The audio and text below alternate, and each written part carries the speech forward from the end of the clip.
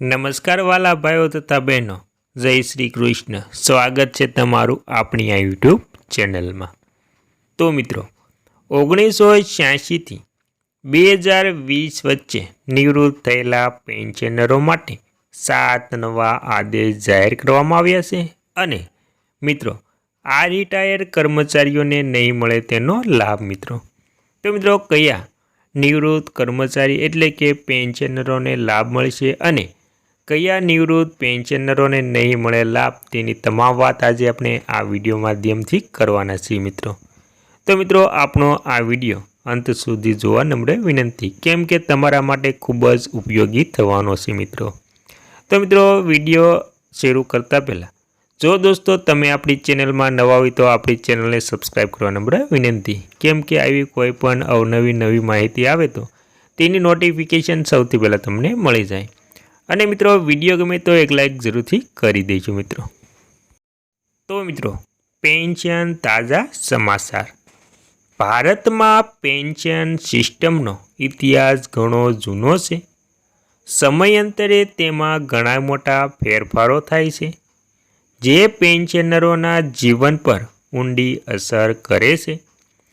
ખાસ કરીને 1986, 1996, 2006 અને 2016 પહેલાં અને પછી પેન્શન યોજનાઓમાં ઘણા સુધારા અને ફેરફારો કરવામાં આવ્યા છે. આ ફેરફારનો ઉદ્દેશ્ય પેન્શનરોને વધુ સારી નાણાકીય સુરક્ષા આપવાનો હતો, પરંતુ આ સુધારાએ કેટલીક વાર મૂંઝવણમાં પણ ઊભી કરી છે. તો મિત્રો આ લેખમાં આપણે વિગતવાર જાણીશું કે 1986, 1996, 2006 અને 2016 પહેલાં અને પછી પેન્શન યોજનાઓમાં શું ફેરફાર થયા છે. અમે એ પણ જાણીશું કે આ ફેરફારો પેન્શનરો પર શું અસર કરે છે. જો તમે અથવા તો તમારા પરિવારનો કોઈ સભ્ય સરકારી પેન્શન યોજનાના લાભાર્થી છો તો આ માહિતી તમારા માટે ખૂબ જ ઉપયોગી અને મહત્વપૂર્ણ થવાની છે મિત્રો. ભારતમાં સરકારી કર્મચારીઓ માટે પેન્શન સિસ્ટમ તેમની સેવા પછી નાણાકીય સુરક્ષા પ્રદાન કરનારા હેતુથી લાગુ કરવામાં આવી હતી. આ સિસ્ટમ મુખ્યત્વે જૂની પેન્શન યોજના OPS અને નવી પેન્શન યોજના NPS પર આધારિત છે. તેને વધુ અસરકારક અને પારદર્શક બનાવવા માટે સરકારે સમયાંતરે તેમાં મોટા સુધારા કર્યા છે મિત્રો. અને મિત્રો હવે જાણીશું કે 1986 પહેલાં પેન્શન સિસ્ટમ. તો મિત્રો 1986 પહેલાંની પેન્શન સિસ્ટમ સંપૂર્ણપણે જૂની પેન્શન સ્કીમ એટલે કે OPS પર આધારિત હતી. આ યોજનામાં કર્મચારીઓને તેમની સેવા પૂરી થયા બાદ અને નિશ્ચિત રકમ આપવામાં આવતી હતી. તેમાં મુખ્ય લાક્ષણિકતાઓની વાત કરીએ તો સરકાર દ્વારા ચૂકવવામાં આવેલી સંપૂર્ણ રકમ, ખાતરીપૂર્વકની માસિક આવક, કોઈ પણ પ્રકારનું રોકાણ જોખમ નથી. જો કે આ સમયે યોજનામાં પારદર્શિતાનો અભાવ હતો અને કર્મચારીઓ તેમની પેન્શનની રકમ વિશે સ્પષ્ટ માહિતી ન હતી. અને 1986થી 1996 પ્રથમ મુખ્ય સુધારા. તો મિત્રો 1986માં ચોથા પગાર પંચની ભલામણો બાદ પેન્શન સિસ્ટમ કેટલાક મોટા સુધારા કરવામાં આવ્યા હતા. મુખ્ય સુધારાની વાત કરીએ તો તેમાં ન્યૂનતમ પેન્શનની રકમમાં વધારો થયો છે. મોંઘવારી ભથ્થું એટલે કે DAનો સમાવેશ થાય છે. ફેમિલી પેન્શન સુવિધા મજબૂત કરવામાં આવી છે મિત્રો. અને આ સમયગાળા દરમિયાન કર્મચારીઓને તેમની સેવાના સમયગાળાના આધારે વધુ સારા લાભ મળવા લાગ્યા છે મિત્રો. અને મિત્રો હવે આપણે વાત કરીશું કે 1996થી 2006 પાંચમા પગાર પંચની અસર. 1996માં પગાર પંચ એટલે કે પગાર પંચે પેન્શનરો માટે ઘણી લાભદાયી ભલામણો રજૂ કરી હતી. તેમાં મુખ્ય ફેરફારો: લઘુત્તમ અને મહત્તમ પેન્શનની રકમમાં વધારો, મોંઘવારી રાહત એટલે કે ડીએ નિયમિતપણે એડજસ્ટ કરવામાં આવી હતી. ત્યારબાદ કૌટુંબિક લાભોમાં વધુ પારદર્શક બન્યા.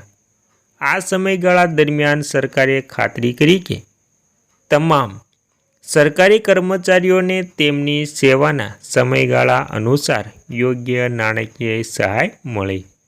અને મિત્રો, હવે 2006થી 2016 છઠ્ઠું પગાર પંચ અને તેની નવી પેન્શન યોજના એટલે કે એનપીએસ. તો મિત્રો, નવી પેન્શન યોજના એનપીએસ 2004માં નવા ભરતી થયેલા કર્મચારીઓ માટે લાગુ કરવામાં આવી હતી.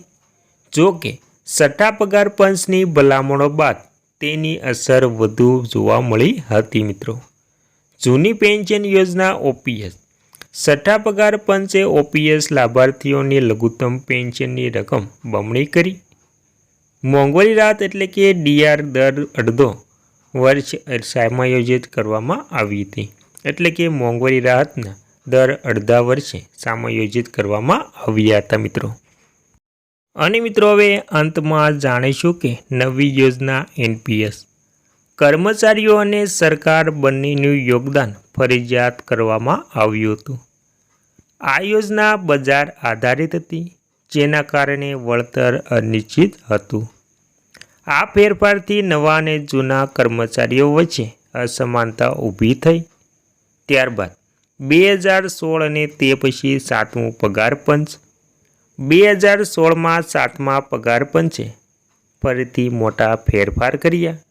તેમાં મુખ્ય સુધારાની વાત કરીએ તો ન્યૂનતમ માસિક પેન્શન વધારીને ₹9,000 કરવામાં આવ્યું.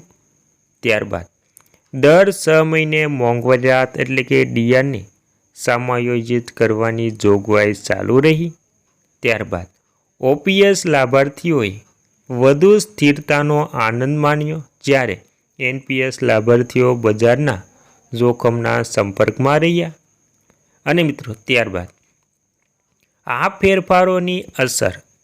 આ તમામ યોજનાઓ અને સુધારાઓની સૌથી મોટી અસર એ હતી કે જૂના કર્મચારીઓએ વધુ નાણાકીય સ્થિરતાનો આનંદ માણ્યો, જ્યારે નવા કર્મચારીઓને રોકાણનું જોખમ લેવું પડ્યું.